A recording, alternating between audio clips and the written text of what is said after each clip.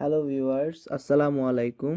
আশা করি সবাই ভালো আছেন। সবাইকে এনটিপি একাডেমিয়ার পক্ষ থেকে নতুন বছরের শুভেচ্ছা।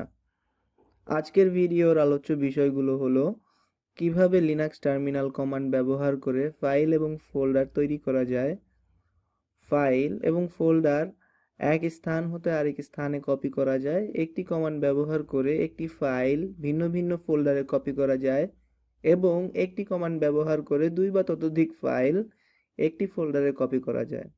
তো চলে আসুন লিনাক্স টার্মিনালে লক্ষ্য করি।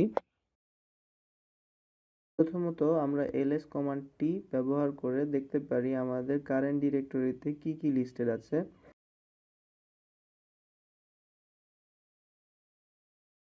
ওকে, এখন আমরা mkdir কমান্ডটি ব্যবহার করে একটি ফোল্ডার তৈরি করব। সুতরাং টার্মিনালে প্রথমে mkdir এবং এরপর যে ফোল্ডারটি তৈরি করতে চাচ্ছি তার নাম অর্থাৎ ntsbd চেক করার জন্য আমরা ls কমান্ডটি ব্যবহার করলে লিস্ট থেকে দেখতে পাচ্ছি যে আমাদের ntsbd নামের ফোল্ডারটি তৈরি হয়ে গিয়েছে। এরপর আমরা টাচ কমান্ডটি ব্যবহার করে ফাইল তৈরি করব। সেক্ষেত্রে একইভাবে প্রথমে টাচ এবং এরপর যে ফাইলটি তৈরি করতে চাচ্ছি তার নাম অর্থাৎ এনটিপি লিখে এন্টার প্রেস করলে ফাইলটি তৈরি হয়ে যাবে। আবারও চেক করার জন্য ls কমান্ডটি ব্যবহার করে দেখতে পাই যে এনটিপি নামে ফাইলটি তৈরি হয়ে গিয়েছে।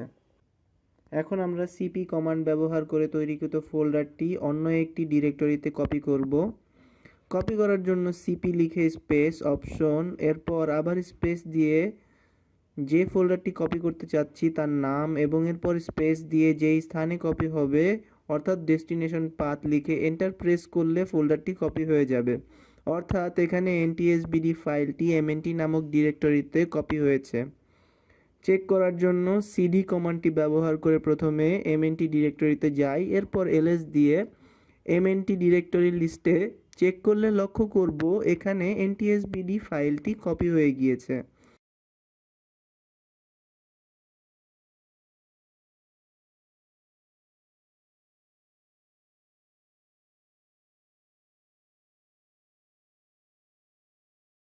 এবার সিডি কমান্ডটি ব্যবহার করে আবার আগের ডিরেক্টরিতে ফিরে আসি।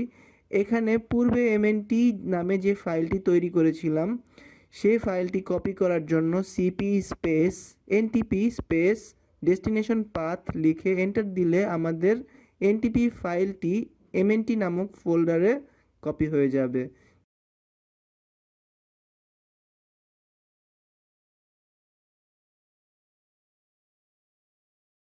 চেক করার জন্য mnt ফোল্ডারটিতে ঢুকে ls কমান্ড ব্যবহার করলে দেখা যাবে যে ntp নামক ফাইলটি mnt ফোল্ডারটিতে কপি হয়ে গিয়েছে।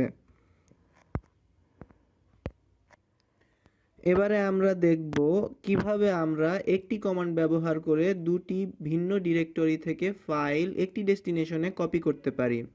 সেক্ষেত্রে প্রথমে আমরা দুটি ফাইল চুজ করব।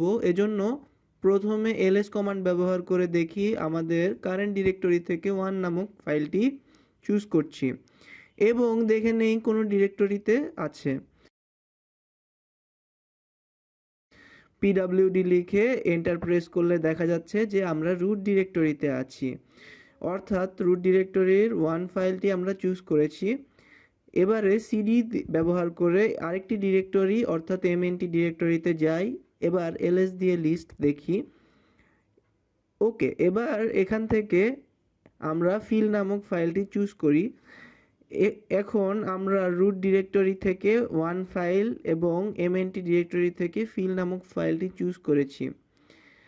এগুলো হোম ডিরেক্টরিতে কপি করার জন্য আমরা প্রথমে সিপি এবং স্পেস দিয়ে অপশন বি অর্থাৎ ভার্বোস এবং এরপরে ফাইল দুটোর নেম এবং এরপরে যে ফাইল দুটো চয়েস করা হয়েছে সেই ফাইল দুটোর ডেস্টিনেশন অর্থাৎ স্পেস স্ল্যাশ রুট স্ল্যাশ 1 এবং space slash M NT slash file এবং এরপর স্পেস ডেস্টিনেশন অর্থাৎ স্ল্যাশ হোম লিখে এন্টার প্রেস করলে আউটপুট দেখা যাচ্ছে রুট থেকে হোমে 1 এবং mnt থেকে হোমে ফিল নামের ফাইলগুলো কপি হয়েছে। এবারে চেক করার জন্য আমরা হোম ডিরেক্টরিতে যাই এবং ls দিয়ে লিস্ট শো করলে দেখা যাচ্ছে 1 এবং ফিল নামক ফাইলটি হোম ডিরেক্টরিতে কপি হয়েছে।